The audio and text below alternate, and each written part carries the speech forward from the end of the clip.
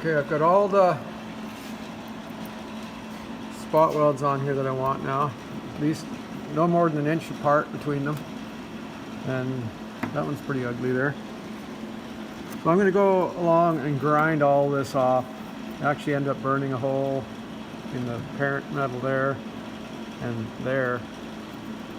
Not sure what happened. I just held the trigger down too long, and a big 1/4 inch size hole fell out of that one. So I have a piece of copper. Actually, it's still up in there, I think. Yeah, we've got this piece of copper that I just put in behind there. And you can weld right up against that, and the weld doesn't fall through.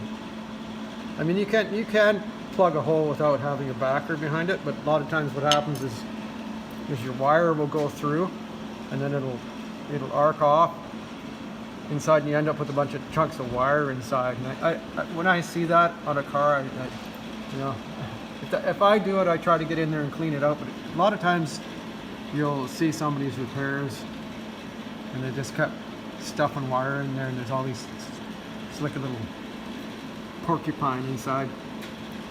So what I'm going to do is I'm going to go ahead and grind all this off now, and then I'll weld it out.